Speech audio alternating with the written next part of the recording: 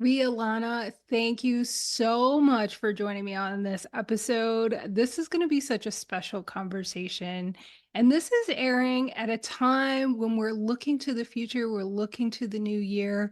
And if there are any moms who are listening who are thinking about making a business shift or jumping in as an entrepreneur, this is going to be such an inspiring episode.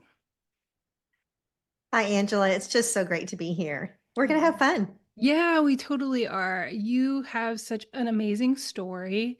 Tell us a little bit about what you're doing now. You have an incredible business that, as a military spouse, I saw like an opportunity to franchise this idea. So tell listeners about your franchise business and take us back to those early days when you started in your living room. Okay. Well, we do children's consignment pop-up events. So it's a part-time gig. And when someone does own one of our franchises, they just host events twice a year. So once in the spring and then once in the fall. So it worked very well for me when I started these events. And I will say we have about 120 franchises. So I'm learning how to build a business now. But almost 30 years ago, I was a stay-at-home mom, and my husband had made a career move from the corporate world, and he went into nonprofit ministry work. We moved from the panhandle of Texas to central Arkansas, and I had these three small children. People thought we were crazy, but he really wanted to do this for his work, and it felt like a good thing we wanted to do. The problem was we took a big pay cut. And so here I was trying to figure out how to have nice clothes for my kiddos on a very limited budget. And so really it was started out of necessity. I have a college degree, but it's not very practical. It's not like a nurse or a teacher. And so I had to be creative in what I was going to do. And I had always loved quality kids clothes, and I loved them at a deal. And at that time, when we lived where we lived in Texas, actually, there was really only two places to shop. There was Hmm. Walmart, which at that time, if you washed something from Walmart, it kind of fell apart after once. It just wasn't good quality. And then there was the really expensive boutique in town where a little onesie cost, almost $100. And so there wasn't anything in between. So I loved garage sailing and consignment sale shopping and those things, always looking for that treasure. And then also when I would have a garage sale and I would want to sell things that I had taken good care of, and I would, want to sell like my daughter's dress, and the shopper would want to pay 5 cents for it. And I knew it was worth at least $7. So there had to be a marketplace for Right. moms like me who wanted to not only buy quality things for a value price, but then also sell their used things. So that's what started it. Yeah, I love your story for so many reasons. It speaks to how we as moms can be so creative and scrappy and really work with what we have and make something amazing out of it. And we don't give ourselves credit for that. We just really just think, oh, it's just what I have to do. But necessity is the mother of invention, right? It's true. And So true. and I love this because as a military family on a limited budget who also like to get rid of things when I could, and my girls have always had a taste for better things. And it's actually, we participated in some events like the pop-up events that your franchisees host. And it really just sparked their love of like thrifting and reusing and being sustainable and taking care of their things if they want to resell them. So there are so many things that come from, a business like yours. But, balancing motherhood and starting that business, it's a lot, right? And I know you have so much insight on what it's like to juggle because it really isn't a balance, but the entrepreneurial side of things while also, being there for your family. So what's some of the insights on what really kept you going and what really worked for you? And what do you think some of those moms struggling who are listening right now could use like some of your tips? Well, it is a juggle. Yeah. It's a juggle, and we are all in different seasons of life, and life looks different, I think, especially for moms and for women. And so I'm in a season of life now where I'm empty nesting. And so it's really different. I have lots of time business. Again, was a stay-at-home mom with three small children, and I was trying to make it all work because Mm. that's a full-time job. When you're Yeah. the one at home, you're doing all the things. You don't real I love what you said is we don't realize how scrappy we are as moms. Yeah. But I often say running a company is easier than raising three small children under the age of five. Like, I had no idea I was running a corporation at that time. And then Right. all the emotions that are not, they're not mature you're trying to reason with a 3-year-old. There's no Right. reasoning. So anyway, I just think we need to give ourselves a lot of grace. Moms need to give themselves a lot of grace for one thing, that they don't have to be perfect and do it all perfectly. But I would say this, that I would encourage women in that if they have that desire to have an entrepreneurial pursuit, you do need a clear vision for what you want to do. You need some clarity. And I think we live in a very cluttered world now where, Mm. you can, if you're not careful, we can scroll our lives away and we can sort of look at everybody else's highlight will take our life forward. And I remember when I was in that season of life, um, I was asked to do a lot of things. I could run the PTO at school and I could volunteer at church and I could lead the neighborhood, whatever. People want you to do things. And if you're not careful, we can give and give and give and not do the things that are really will, again, take our life forward. And so one of the things that I did do is I said no to a lot of things. I said, once I started my little business in my living room and once I saw that I was meeting a need and it was going to grow, and my family hadn't done business, I knew nothing about business. And I figured out if I was going to try to learn these things, I needed time and space. And so I said no to a lot of things. And that would be one of my biggest tips is just really prioritize. And for me, I wanted to try to stay married and I wanted to try to raise good kids and I wanted to have a business. And so those were my top priorities. And Mhm. it has always maintained that. And then another thing I would just say is you just have to work hard. You kind of got to work harder than anybody you know. And I remember looking around, I didn't know anybody that was doing what I was doing. My friends were mostly stay-at-home moms and they loved redecorating their houses and planting flowers, and those were awesome things, but Mhm. I couldn't spend my time focused on that. All of a sudden I needed to learn all these left brain things that I hadn't learned through the years. And so I just think we have to have some focus and then really be willing to work hard. I so agree with everything you just said. But one thing really stood out with me. I know, yes, setting those boundaries and knowing what your priorities are and having clarity is so important. And you are 100% right. It is so difficult today with all of the social media channels. And I think our kids are busier than ever. They have adult schedules. There are Mhm. so many things to sap your time and your energy. But you mentioned something that I think is very poignant for any entrepreneur. Your priorities are different than 90% of the people around you. And so many of your mindset shifts have to be different too. Things that you think and believe. So, how did you navigate that world? Because it can be pretty lonely. And I think some Mhm. people don't choose entrepreneurship just because you really have to have those boundaries and strong focus and beliefs about your life. So, how did you navigate that? That's a really great question. As you were asking me that, I was thinking through it. I think a lot of it has to do with your why. Simon Sinek has a really good book about your why. And I didn't know this at the time, but now I do. Your why is what motivates me to do this? Like what is going to get me out of bed every morning to do the next hard thing? And I Mhm. think for me, our family really did need for me to come up with a financial solution. If my kids were ever going to take a dance class, if my kids were ever going to go to a summer camp, if they were going to, like, we could get by with the basics, but if we Mhm. were if they were ever going to do anything extra and I didn't want to just go do some random 8 to 5 job, then I needed to figure something out. So I was very motivated. And so it helped me kind of just put my blinders on and it helped me try some new things. Like I actually started off teaching tennis lessons because I wanted my kids to play tennis. And I spent all summer teaching tennis lessons in the Arkansas heat.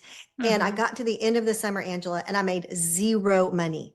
Now, how stupid is that? Like, it's not that hard to figure out how much money's coming in, how much you're paying your instructors, how much does the equipment cost. But it was my first test at, wow, I had just learned about business in a very small sense. But it Mhm. was my test of, trying something new. And so then in my little consignment world, I was running these two little things at the same time, and my little consignment business was growing.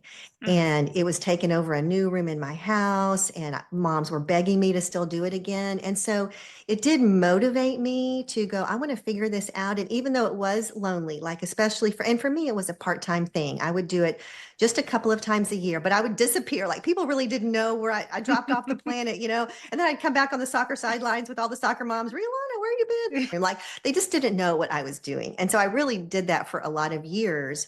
I was just in the grind. I was in the Mhm. grind. Mhm. Recently I heard a quote, you're in the grind to get somewhere greater for your family. And Mm. that really is what entrepreneurship is. You're in the grind, but you have to be Mhm. willing to hang out there and do the hard things, improve yourself, Mm. improve whatever the skill is you're working on, because Mhm. the success comes much later. Yeah. And at whatever level it comes, it's much later. That is such a beautiful story because oftentimes I hear from moms or people say, you can't, like, your family needs you. You can't go and start this business and do all the things that you want to do. But what I hear you saying and what I've experienced myself is this deep love and devotion to your family can really fuel your success. Mhm. And you're already doing things as a mom that are going to help you be an entrepreneur. It's, and you use things that you loved and you were passionate about, and you tested what would work and what you saw what there was a demand for, and then you pursued what was working. And so I think we can learn so much from that story. But another great aspect of your story is that there's a large community aspect to your business as well. So, can you talk about how, while you're also kind of in your lane and quote unquote disappearing to pursue your business and helping it thrive, you are also creating this community. So, can you talk about how you grew that and how that's part of your mission? Yes, and I do, but I would love to share a story, a mom story that when you were Yeah. talking, it brought something to mind as far as my love for my family, Mm. also caused me to do the entrepreneurial thing, and how it affected my kids. It reminds me of when my youngest daughter, I'd been doing my sales for maybe about, I don't know, 7 or 8 years. And so when I was doing my sales, my kids had to do things for themselves. They had to become more independent. And Mhm. again, most of my friends were stay-at-home moms. And I remember that I had been running one of my events, and I was rushing back to my daughter was a high school soccer player. And I was rushing back to watch her play soccer, and I get into the stands, and my daughter, who she was a starter on the soccer team, she was sitting on the bench. And so I looked at all the moms around me. They're my friends. And again, our paths were a little bit different because they were still, mostly home with their kiddos. And they said, "Oh, Leah brought the wrong uniform." And there was this huge mom guilt in me because in our world, I went to work in the morning and Leah's responsibility was to wash her uniform, pack it, and get it to the field. And all the other moms, they were still, when school was out, they were washing their daughters' uniforms and their snacks. And these girls are 16, they're not 10, they were 16. And so, they were doing lots of things for their girls. And anyway, for Leah, my kids early on had to learn some independence. So Leah never took the wrong uniform again because she was responsible for her own uniform. And so I like to share that story with other women who are kind of stepping out of if they in that full-time mom role, it's okay for your kids to have some independence and to learn to do things their own. If we only do things for them, they never stretch those muscles. And so, although Mm, at the time I felt that mom guilt, looking back, it was really a gift for Leah and for me. So anyway, thanks for right. letting me share that. No, I love that story. And it's also a story we can learn about perfectionism. We try so hard for everything to be perfect, and that is somehow some reflection of our worth. And Mhm. it's not. We're all just trying the best that we can. And it's really okay. There was a lesson learned with bringing the wrong uniform that day, like you said. And um, we can't let that perfectionism or that not wanting our children to experience the pain of like everything not going as they hoped, um, get in the way of a larger vision. So I love that you shared that story. Mhm. Mhm. Yeah. Yes, and you were talking about community, and I would just say for me, I never wanted to do business by myself. I figured Mm, out early on that I was not wired to do life alone or business alone. And so for me, the community aspect has been even more important than the profit side. I mean, once mm, I figured out, okay, this is going to make a little money and that's awesome, but I love doing business with other women, especially. And so mm, our events are all about community. And I have like 200 people that come and work for me. And we're this community that's serving the bigger community. And then franchising is all about doing business in community. And so I love that aspect of business. It gives you a chance to just learn together. mhm, You can do more than you think you can. Like you said, you make mistakes. None of us are perfect. Don't let perfectionism hold you back. That was a limiting belief of my own for a long time. So I really love it that you share that because we're not perfect, and some right. of us have been raised to maybe performance and perfectionism is maybe how we get love and affirmation. And so community it's just a wonderful way to do entrepreneurism and business is with other women. Mhm. I think that that is such an important reminder, especially with the rise of online entrepreneurs. And I think COVID put us in our little shell and we had to do our own thing. And I see so many women coming out of that. And I think I'm speaking for myself too. And we desperately need each other. And that is part of the reason I started this podcast as well. I'm like, there has to be I'm not sure if I was as graceful as you were at the sports team with the other moms who didn't like have the same priorities as I did. I was like, what? I have got to find other women who are driven and focused. So yes, that community aspect, if somebody's listening and thinking that they are alone in their drive and their passion and their motivation to do more and have more for themselves and their families, find that community that supports you the way that you need to be supported 100%. And I really love how that is part of your business as well, not only just connecting with other entrepreneurs. I think that that's so important. So you have, through your business, mentored lots of franchisees who've started right where you did at zero. They don't know how they're going to take the next step, right? So, what are some of the things that you think women really need to hear in order to thrive as both moms and entrepreneurs? And I know you've already shared some really great things. Um, Anything else you'd like to add to that? Well, I was just going to first say you have built a great community. So I super respect it. I love the work that you're doing. I mean, how neat that you had the vision. And I'm new into the podcasting world, and I can see where it would have been a great encouragement for me a long time ago if I had stepped in it when you did. So Mm, my hat's off to you, my thank you. friend, for doing It that. means a lot.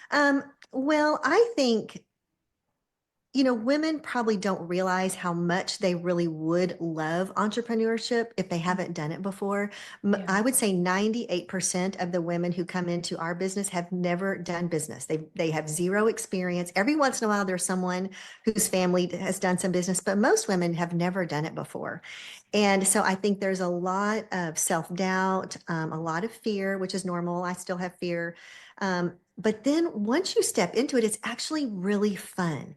And then it really is fun to be able to raise your family and build a business at the same time because it's so many of the same things. I've always felt like building a business and parenting, they correlate so well. We pour our heart and you got to feed it and you got to water it and you got to nurture it and you have to grow it just like our children. Our business is the same way. And it's Hmm. actually really becomes fun and this Hmm. cool part of yourself. And our family, I have three children, and they used to say that my business was like the fourth child in the family, and and it was actually the most unruly child in the family for sure. But that's kind of how we looked at it as our Mhm. family. Mom's business is she has to devote to it just like she does, and it's a piece. It's not our whole life, but it's a piece. And I think one of the things I get to my stage of life where I have children and I have grandchildren, some women, if they haven't carved out time to find their thing, and all they've done is pour themselves out to raising their children or whatever it is they've done, you can wake up one day and you don't have anything for yourself. And then you're trying to figure out what is my purpose at this stage of life. And so my message that I would just say to your listeners and viewers and is just make sure you're carving out something for yourself too. We can be made to think that's selfish as women, but it's not. It's a Mhm. part of healthy growth and development because there will come a time when your kids don't want you to be in every aspect of their life and you'll do them a gift if you'll stay out of their lives. Let them go be independent and grow, but then you still need something to pour your heart into. And so Mhm. that's where I've been very grateful for my business. It's kept me busy, definitely busier than I ever thought it would, and challenged. I have to grow. I feel like I'm constantly humbled and just in this place where I got to grow. I got to learn the next thing, and then you get to meet amazing people. So it's honestly more fun than what women might expect or might think. But you do have to take those first early steps and take a risk and figure out what you're good at and what the needs are. You maybe fail a time or two, and but just keep going. I think that more women really would enjoy it if they'd give it a try. Yeah, you and I were talking before we started recording about how I started this podcast. And my oldest daughter is graduating next week from high school, just turned 18. And I'm thinking, like, had I not started this podcast almost 5 years ago and not carved out this thing for myself, I would be much more sad, and not just let her just do her thing and celebrate, really truly celebrate this milestone for her. She still needs me, but it's so true what you say. So many women think, okay, when the kids get older, there is no perfect time. There is no perfect situation. You just need to start.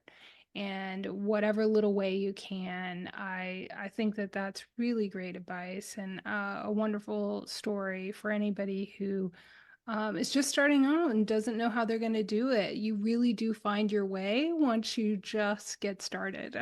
And especially if you just kind of do it a little bit, like take out a huge loan, don't make a big risk. Just test it out and figure out if you enjoy it and what Hmm. the needs are. And that way you can try some different things and figure out where the path leads. Hmm. Right. Well, we have not talked about yet the amazing achievements that your business has received. I mean, Franchise 500, you've built $1 million business. But one thing I really love about talking to you is that you're still grounded and you're heart centered. So can you talk about how you've managed to still remain grounded and heart centered as your business has grown? Because I think a lot of women fear that as well. Like, okay, I'm going to start this and it's going to succeed, but who am I going to be? And how do I keep myself in that process? That's a really, really great question. I think when you start a business for the right reasons, then it's easy to stay true to who you are. What's funny is I saw as I became successful, a lot of people, especially in the men's world, would started treating me differently. I was the same person. I just all of a sudden had a few accomplishments. So it is kind of funny how that. And I used to always chuckle, like all of a sudden they're talking to me. They always ignored me before now. It's kind of funny. But in our hearts, we know we're the same person. We just have a few more experiences under our belt. But I think for my business has always been very mission minded. Like we know we are here to serve families.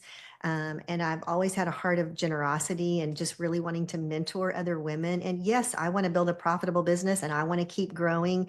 But at the end of the day, the money is not what keeps you growing. It's changing lives. It's hopefully impacting the next generation. Also wanting my kids to be proud of me. I want my kids to have watched their mom work hard and not give up, even when the largest challenges come, she's still going to pursue and get through it and persevere and be resilient. And Mhm. so for me, wanting my kids to be proud of me, and those things have always just kept me true. And to be honest, Angela, there are still so many challenges every day. It keeps me very humble and on my knees because I'm thinking, how in the world do I figure this one out? So I don't know. I think life just sort of can keep you pretty humbled if you stay in the right space of wanting to grow Mhm. and learn and love other people, serve them with excellence. There's just a lot to learn, and so it keeps you in a humble place. Right. And what I hear you saying is you've talked about how you had focus for yourself, but you also had a mission bigger than yourself. Mm, And that yeah. really seems to be focused on service and has had great outcomes from that. And I think so much success comes from that. And it just really gives you, I guess, the financial success, but it also gives you that fulfillment, that the Mhm. unexpected fulfillment that you feel that's even greater than seeing dollar signs in your bank account. Um, so yeah. It's re it's really true, and we tell our franchise owners that, like, for the first several with any business, you're not Yeah. gonna make money in the beginning. You're Mhm. and so you need to love to do this. You need to love Right. to serve families. I still love to see a mom's face light up at our events when she's able to buy this incredible toy or this incredible dress that she never could have bought. The Mhm. stories that we get at our events are so much bigger now, and the Yeah. finances will come. And I think with any Mhm. business, if you do it for the right reasons, the money Mhm. comes. But if you do it for the money, I'm not sure that the success comes. And so Right. my own personal belief is you've got to do it for the Mhm. service, Mhm. for the mission behind it, and then the money comes later. Right. And when I ever talk to moms who are struggling with self-doubt and fear, that shift to service takes away so much of that because you're focusing on something else. You're not focusing internally. You're focusing on the forward target, like what you're really here to do, is really make an impact. And I have to say, if listeners have not been to a pop-up consignment event, they are so exciting. They're so fun. We always look forward to them. So I love that so much. You have shared so, I don't know, just your energy, your groundedness, your heart-centered approach has just really transpired as you've talked today. If there's a mom listening in their, metaphorical living room as you were years ago, with a dream and an idea and not sure where to start or how to start, what would you say to them? Oh, I would just say you can do it. You can do it. You can do so much more than you think you can. And again, I think for many years, I let myself think I wasn't enough. I wasn't smart enough or pretty enough or brave enough or all those things. But you are enough and you Mhm. can do it. Now, you do have to decide that you're going to focus on it Mhm. and really, again, maybe be different than anybody but then the outcome is so worth it because then you kind of get to have a little more control about the path of your life. And Mhm. that's what entrepreneurship does, is it gives you just, none of us control our lives. I don't, I'm a person of faith and I don't think we can control, our destiny, but I do believe that it just gives us some options. We're not affected by just the wind or whatever comes next. We have some purpose, we have some determination, we have some vision for where we want our life to go. And I never ever thought I was going to build a big business ever. Like, it was never in the cards. That wasn't the goal. It was just always, I want to do the next thing better. I'm going to do it as perfect as I can. I want to serve people. I want to get better. And I think if a woman would take that seriously and really try to keep getting better, figure out who her customers are, then it just sort of grows. Mhm. And you just never know where the path will lead. Mm. So true. And I love your reminder to just focus on the next big thing. The next right thing, the next step. And we get so overwhelmed with the big picture sometimes. You have to have a big vision. But you can't get caught up in that. You can't, get lost in the forest for the trees, just see the tree Right. in front of you. I think that that's another amazing reminder. You have such a generous and gracious offer for listeners who are interested in connecting with you and learning more, no matter what their future kind of ideas are. So, can you tell listeners about that and how to connect with you? Yes, yes. I am offering a free 1 hour consultation with me. And so people don't have to be interested in our franchise company. It could just be, Rhea Lana, I'm trying to figure out how to take that next step. I have this idea, I have this dream. And so I would love to just give an hour of my time. And you can find me on LinkedIn. You can also find us at realana.com/podcast. And you can sign up for that free consult. And I'd love to just help you have the vision for just taking that next little step. Yeah, I love that so much. And if you're listening and you have an idea, I encourage you to just jump on this opportunity. I think that that's so wonderful and very kind of you. And Mhm. it's not an opportunity that comes along very often. So take advantage of it for sure. Thank you so much for sharing your time and just sitting here on the shoulders of all your experience and all that you've done. Thank you for being a trailblazer. I'm gonna get choked up, but you definitely are. And it's a Well, beautiful story to share. So thank you. thank you for having me. It is truly an honor. And what you are doing to encourage mompreneurs is such a blessing. And I wish I had known you a long time ago. So Oh, continue on. And I appreciate that. And I think the most important thing that you said uh, in your last comment was just decide. It's the deciding. And, you're in that fork in the road and you got to choose. And, I hope that this supported anybody who's ready to take the next step towards entrepreneurship. So thank you so much. It's been such a pleasure having you. thank you.